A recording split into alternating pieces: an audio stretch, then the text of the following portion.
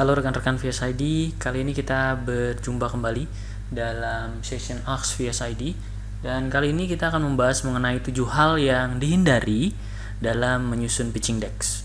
Jadi baik itu rekan-rekan hendak presentasi ke potensial klien, atau hendak presentasi untuk pengajuan hibah, atau presentasi kepada investor, ini adalah slide yang tepat untuk rekan-rekan. Yuk kita mulai dari hal yang pertama. Ya, yang paling sering dilakukan, kesalahan pertama yang paling sering dilakukan adalah panjang banget latar belakangnya ya. Jadi kalau misalnya slide itu diberi waktu misalnya ke ngomong ke investor, dan pas itu lagi banyak yang presentasi gitu ya, paling kan mungkin presentasi itu sekitar 10 menit dan kamu mengalokasikan latar belakang sampai 3-4 slide. Bayangkan gitu ya. Ini yang menjadi problem pertama. Jangan terlalu banyak latar belakang, cukup komprehensif saja. Komprehensif tuh berapa slide? 1, 2, atau 3. Nah, sebenarnya bukan masalah jumlah slide-nya, tapi seberapa cepat kita menyampaikannya. Selayaknya kalau misalnya itu adalah 10 menit atau 7 menit, maka latar belakang bisa dikemukakan dalam kerangka waktu 1 menit saja ya. Langsung saja to the point, masalahnya apa? Atau problemnya mana? Dan big issues-nya mana ya, threat atau ancamannya mana. Jadi jangan panjang-panjang gitu ya. Agak lucu juga kalau 10 slide, 4 slide-nya sendiri latar belakang. Lalu mana solusinya? Nah, ini biasanya kejadian nih. Biasanya kalau rekan-rekan yang menggunakan ide ya, kemudian idenya itu dibuat tidak berbeda, sama aja gitu, cuma beda lokasinya aja. Misalnya rekan-rekan melihat ada kesuksesan e-commerce, rekan-rekan buat e-commerce cuma versi lokal gitu ya. Atau rekan-rekan misalnya melihat ada suksesnya online transportation, rekan-rekan membuat online transportation tapi bedanya di diskon aja, atau misalnya free tapi basisnya iklan gitu ya. Stop ya. Kalau ide kita nggak punya significant value, cuma masalah aktivitas, tempat, atau waktu gitu ya, maka hentikan ya. Jadi idenya hampir sama, cuma beda di lokasi aja ya. Sering banget saya melihat ya, banyak startup itu gagal hanya karena idenya itu dilokalisasi ya, dilokalkan gitu ya. Misalnya saya punya retailer ya, saya punya usaha retailer, kemudian usaha retailer itu sukses di Jakarta misalnya, kemudian dipindahkan ke Jogja. Nah, itu belum tentu sukses kalau yang megangnya beda gitu ya, seperti itu. Sama aja kalau misalnya kita buat e-commerce A, kemudian rekan-rekan buat e-commerce B, cuma e-commerce B-nya fokus cuma untuk kamera atau fotografi. Bisa sukses, tetapi itu bukan suatu signifikansi ya. Coba deh rekan-rekan perhatikan bagaimana perusahaan yang sama itu bisa beda. Bagaimana misalnya perusahaan yang e-commerce A itu bisa beda dengan e-commerce B walaupun sama-sama e-commerce. Jadi harus ada signifikansi. Jadi jangan sampai begitu investor melihat ataupun misalnya evaluator hibah melihat, mereka melihat oh ini kan idenya biasa banget, ngapain saya danai gitu ya. Oke. Kecuali ya, ada kecuali 3 hal nih. 1, rekan-rekan udah punya brand yang kuat. Oke. Yang kedua, rekan-rekan punya positioning yang tidak tergantikan. Jadi artinya memang sudah ahlinya di situ, ahlinya ahli gitu ya, seperti itu. Dan yang ketiga, ya, networking rekan-rekan cukup kuat. Jadi banyak yang startup juga mungkin biasa aja gitu ya, tapi dia karena networkingnya kuat, punya perusahaan banyak gitu ya, punya networking perusahaan banyak, dia bisa survive. Jadi kalau 3 itu tidak terjadi, ya udah lupakan ya. Ide rekan-rekan harus pure, murni, punya signifikansi yang beda walaupun nggak seluruhnya berbeda ya. Biasanya sih untuk mendiferensiasi ide yang berbeda itu biasanya dibuat tables atau dibuat komparasi atau perbandingan gitu. Jadi caranya rekan-rekan bebas gitu ya, bagaimana menuangkannya dalam slide. Dan yang ketiga yang harus rekan-rekan perhatikan adalah banjir fitur. Pada saat pitching decks atau misalnya pada saat mengusulkan sebuah hibah atau mengusulkan sebuah dana dari investor, jangan terlalu menunjukkan banyaknya fitur, tapi tunjukkan fitur-fitur yang unggul. Fitur yang unggul itu seperti apa ya? Tadi balik lagi ke ide 2, fitur yang berbeda, fitur yang unik gitu ya, seperti itu. Misalnya saja saya buat startup gitu ya, startupnya antar jemput orang, itu kan biasa ya. rekan-rekan bisa melihat banyak ojek online. Tapi saya antar jemput online itu sekaligus memfasilitasi misalnya penyiapan aktivitas mahasiswa baru misalnya. Nah itu kan itu fitur yang unik tuh ya, fitur yang unik ya.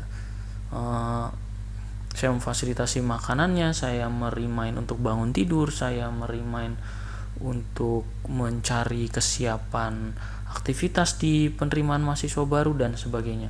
Itu yang kita sebut dengan killing features ya. Oke. Terus yang keempat, nah ini rekan-rekan harus tahu bagaimana supaya investor atau pemberi hibah itu yakin. Nah ini ada 3 mantra nih yang harus dimasukkan ke slide rekan-rekan. Market grow ya. Ini mantra pertama. Market grow itu ceritanya gimana? Kalau software rekan-rekan udah jadi, bagaimana pertumbuhan penggunanya gitu ya.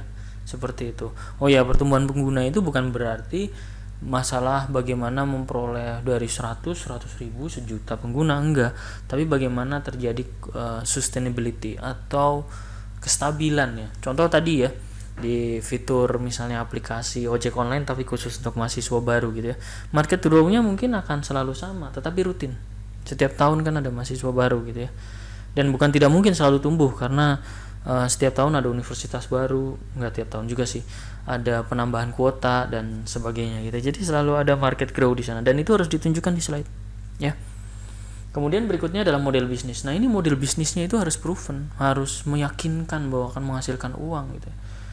Jangan model bisnisnya apa, basisnya iklan gitu ya. Iklan tahu sendiri ya, kalau rekan-rekan yang pernah basisnya ads driven itu CPM atau klik per menitnya itu besar banget, perlu base user yang cukup untuk bisa dapat sustainability. Kalau enggak ya lupakan. Jadi model bisnis ini kita bicara bagaimana peroleh uang ya.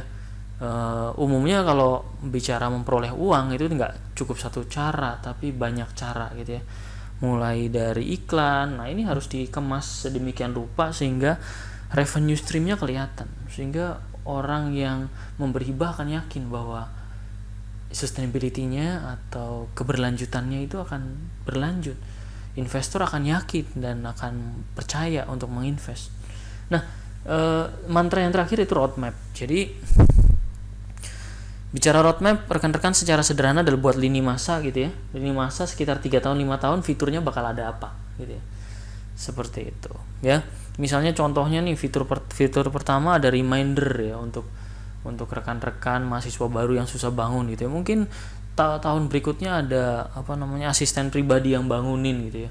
Tahun ketiganya mungkin sekalian ada rekomendasi pakai apa saja yang harus dibawa di agenda penerimaan siswa baru tersebut. Nah itu roadmap ya. Jadi harus ditampilkan dalam bentuk lini masa sehingga menjelaskan bahwa software yang Anda usulkan atau solusi yang Anda usulkan itu masih punya banyak agenda untuk memberikan value. Nah ini kesalahan yang paling sering dilakukan pada saat rekan-rekan hendak mengusulkan hibah atau investment dari investor, tetapi cuma basisnya kata-kata no, stop ya. Rekan-rekan harus menunjukkan dengan apapun itu, boleh wireframe, boleh mockup, bahkan prototype juga boleh. Semakin detail bagaimana aplikasi rekan-rekan itu jalan kemudian ditunjukkan, maka semakin rendah aspek angan-angan tersebut. Jadi secara sederhana tips 5 ini adalah create a demos ya, buat demonstrasi aplikasi. Ya luangkan waktulah setidaknya 2 menit ya untuk mendemonstrasikan aplikasi Anda. Dan demonstrasinya juga kalau bisa langsung to the point ya. Saya tuh agak heran kalau misalnya lagi ada presentasi ke investment, demonstrasinya tuh login dulu, register dulu gitu ya. Udah forget it. Itu udah sesuatu yang common. Langsung aja ke fitur intinya. Kalau fitur intinya adalah mengenai penjemputan, ya udah create something useful about penjemputan gitu ya. Jadi intinya langsung ke direct to the point, karena cuma 2 menit loh. Kalau 2 menit terus ngisi form registrasi dulu terus konfirmasi email dulu, ya apa menariknya itu ya. Jadi fokuslah ke langsung killing features dalam bentuk demonstrasi. Nah untuk yang keenam ya, ini agak lucu nih. Kalau misalnya rekan-rekan ngusulin suatu hibah misalnya atau ngusulin suatu pendanaan ke investor, tolong pikirkan juga finansialnya tuh mau dipakai untuk apa gitu ya, dan bagaimana finansial itu bisa balik. Jangan sifatnya kayak disuapin, dikasih uang terus pergi, nggak bisa gitu. Jadi harus ada sustainability. Ini yang paling menarik nih, ya. Kenapa? Karena banyak banget, kalau boleh dibilang, rekan-rekan startup yang propose expense tapi nggak pernah mikirin revenue, nggak pernah mikirin bagaimana untungnya didapat. Yang penting mereka dapat pendanaan, yang penting mereka dapat uang untuk ngembangin. Nah, yang lebih parahnya lagi, pernah tuh ya di beberapa startup udah dapat pendanaan besar, mereka pakai untuk konsumtif. Come on ya. Jadi pada saat rekan-rekan nanti sudah memikirkan finansial gitu ya, tolong finansialnya itu dipikirkan. Jadi bukan untuk lifestyle ya, seperti itu. Begitu dapat pendanaan belinya macam-macam gitu ya untuk konsumtif. No. Gunakan untuk improvement of product, gunakan untuk marketing effort, gunakan untuk social media improvement atau apapun itu supaya produk rekan-rekan diketahui pasar ya. Dan itu harus dimasukin dan ditampilin di satu slide yang khusus tentang finansial. Nah, ini yang sering dilupakan nih. Di akhir slide tolong tambahkan timnya. Tambahkan orang-orangnya siapa aja yang mengerjakan dan kasih tahu expertise-nya mereka ya. Ini untuk buat yakin bahwa yang ngerjain itu bener, bahwa yang ngerjain itu akan bertanggung jawab. Jangan pernah memikirkan tim X gitu ya, atau tim tempur ginyu, jangan ya. Jelaskan masing-masing siapa, mereka pernah punya pengalaman apa, mereka pernah ikut organisasi apa, pernah juara apa, pernah ikut lomba apa. Kemukakan yang relevan ya, tapi ya jangan misalnya desainer tapi misalnya di situ menang catur gitu ya, itu nggak relevan gitu ya. Jadi susun tim dan expose masing-masing individu itu punya kemampuan apa ya, punya karya di mana, punya channel YouTube apa dan sebagainya. Jadi kemukakan tim yang terlibat beserta kompetensinya dalam satu slide saja. Demikian 7 tips yang harus ada atau yang harus dihindari di slide presentasi rekan-rekan. Semoga presentasi rekan-rekan kepada investor atau kepada pemberi hibah atau kepada siapapun potensial klien itu bisa lancar. Akhir kata saya ucapkan terima kasih, sampai jumpa di video selanjutnya. Bye bye.